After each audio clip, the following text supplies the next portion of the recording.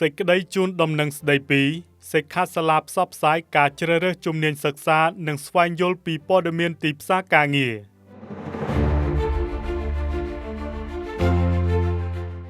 ក្រសួងការងារនិងបណ្ដុះបណ្ដាលវិជ្ជាជីវៈសូមជូនដំណឹងដល់បងប្អូនសិស្សានុសិស្សដែលទើបប្រឡងបញ្ចប់មធ្យមសិក្សាទុតិយភូមិនិងអាណាព្យាបាលទាំងអស់ឲ្យបានជ្រាបថា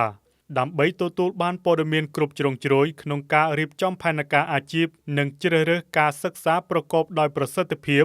ក្រសួងសូមអញ្ជើញបងប្អូនសិស្សានុសិស្សនិងអាណាព្យាបាលទាំងអស់ចូលរួមដោយឥតគិតថ្លៃក្នុងសិក្ខាសាលាផ្សព្វផ្សាយស្តីពីការជ្រើសរើសជំនាញសិក្សានិងស្វែងយល់ពីព័ត៌មានទីផ្សារការងារ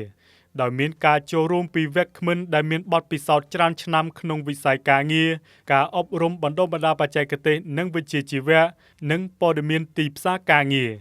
តាមរយៈកម្មវិធីនេះបងប្អូនសិស្សានុសិស្សនឹងទទួលបានព័ត៌មានជាមូលដ្ឋានឱកាសក្នុងការសាកសួរនិងពិគ្រោះយោបល់ផ្ទាល់ជាមួយវាគ្មិនកិត្តិយសក្នុងការសម្រេចចិត្តជ្រើសរើសជំនាញសិក្សាណាមួយការរៀបចំផែនការអាជីពនិងការងារស្របតាមតម្រូវការទីផ្សារការងារទាំងនាពេលបច្ចុប្បន្ននិងអនាគតព្រមទាំងចំណូលចិត្តនិងបុគ្គលិកលក្ខណៈរបស់ខ្លួន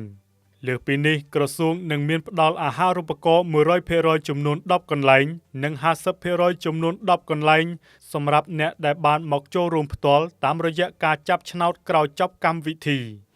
សិក្ខាសាលានេះនឹងប្រព្រឹត្តទៅនៅព្រឹកថ្ងៃសុក្រទី28ខែសីហាឆ្នាំ2026នៅសាលប្រជុំក្រវ៉ាន់អគារអង្គរវត្តនៃវិទ្យាស្ថានជាតិបណ្ដុះបណ្ដាលបច្ចេកទេស NTTI វេលាម៉ោង 8:00 នាទីព្រឹកដល់ម៉ោង 11:00 នាទីព្រឹកសម្រាប់ព័ត៌មានបន្ថែមសូមទំនាក់ទំនងមកកាន់ក្រសួងការងារនិងបណ្ដុះបណ្ដាលវិជ្ជាជីវៈដែលមានអាសយដ្ឋានអគារលេខ3មហាវិថីសហព័ន្ធរុស្ស៊ីសង្កាត់ទឹកឡក1ខណ្ឌទូគោកឬតាមរយៈលេខទូរស័ព្ទ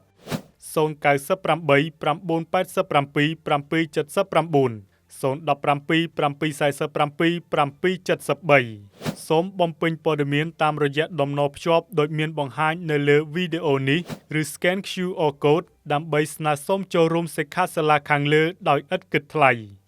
អាស្រ័យដូចបានជម្រាបជូនខាងលើសូមបងប្អូនសិស្សានុសិស្សដែលទើបប្រឡងបញ្ចប់និងអាណាព្យាបាលទាំងអស់មេត្តាជ្រាបជាព័ត៌មាននិងអញ្ជើញចូលរួមដោយសេរីក្នុងសិក្ខាសាលាដ៏មានសារៈសំខាន់នេះឲ្យបានច្រើនកុះករថ្ងៃច័ន្ទ11កើតខែស្រាបឆ្នាំមមីអដ្ឋស័កពុទ្ធសករាជ2570រាជធានីភ្នំពេញថ្ងៃទី24ខែសីហាឆ្នាំ2026